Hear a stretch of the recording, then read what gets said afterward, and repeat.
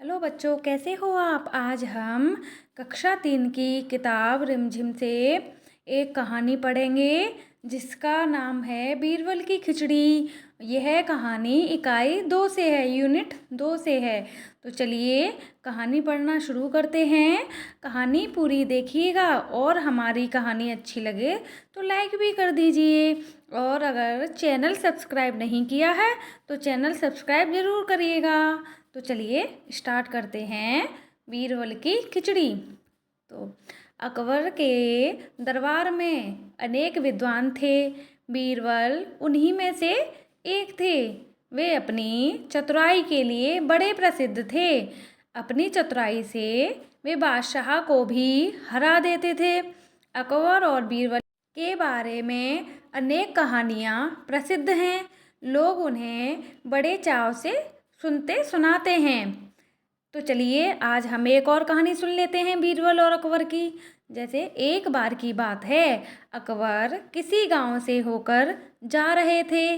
सर्दी के दिन थे। गांव के लोग आग जलाकर उसके चारों ओर बैठे बात कर रहे थे। जब बादशाह अपनी साथियों के साथ वहां पहुंचे तो एक व्यक्ति कह रहा था कि मैं यमुना के पानी में रात भर खड़ा रह सकता हूँ। अकबर को इस बात का विश्वास नहीं हुआ। उन्होंने उस व्यक्ति से कहा कि यदि तुम सारी रात पानी में खड़े रहो तो मैं तुम्हें थैली भर मोहरें इनाम में दूंगा। वह मान गया। अगली रात वह व्यक्ति यमुना के ठंडे जल में पूरी रात खड़ा रहा। प्रातः वह बादशाह के दरबार में आया। बादशाह ने आश्चर्य से पूछा, तुम इतनी सर्दी में सारी रात पानी में कैसे खड़े रहे। उसने नम्रता से उत्तर दिया, महाराज, आपके राजमहल में दीपक का प्रकाश आ रहा था। मैं उसे देखते हुए सारी रात पानी में खड़ा रहा।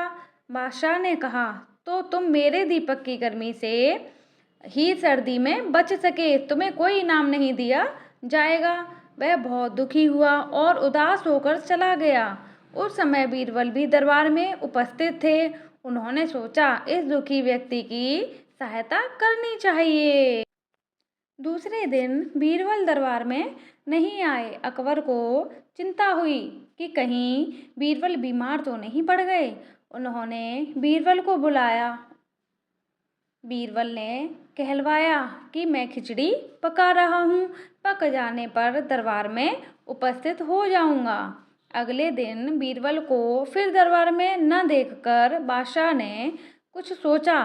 फिर वे बोले, चलो स्वयं ही चलकर देखें कि बीरबल कैसी खिचड़ी पका रहे हैं। जब बादशाह बीरबल के यहाँ पहुँचे तो उन्होंने देखा कि एक बहुत लंबे बांस के ऊपर सिरे पर एक हांडी लटकी हुई है। हांडी से बहुत नीचे भूमि पर बहुत थोड़ी सी आग जल रही है। बादशाह ने हैरानी से पूछा, बीरबल, भला ये खिचड़ी कैसे पक सकती है। हांडी तो आग से बहुत दूर है। बीरबल ने उत्तर दिया, हुजूर, अगर वह व्यक्ति राजमहल के दीपक की गर्मी से सारी रात ठंडे पानी में खड़ा रह सकता है तो इस आग से मेरी खिचड़ी क्यों नहीं पक सकती। अकबर को बात समझ में आ गई। उन्होंने दूसरे दिन उस व्यक्ति को दरबार में बुलाया और बड़े सम्मान के साथ उसे मोहरों की थैली भेंट कर दी। तो देखा बच्चों, बीरबल की चतुराई के कारण एक ईमानदार व्यक्ति को राजा के द्वारा उसका इनाम मिल गया। तो आपको भी बुद्धिमानी से कार्य करना चाहिए, ना कि अकबर की मूर्खता की तरह। तो चलिए कुछ बातें कर ली जाएं। आप सर्दी को कम करने के लिए क्या क्या उपाय करते हैं। मैं तो आग जलाकर तापती हूँ और गर्म ऊनी कपड़े पहनती हूँ और रात के समय कंबल या रजाई में छिपके सो जाती हूँ।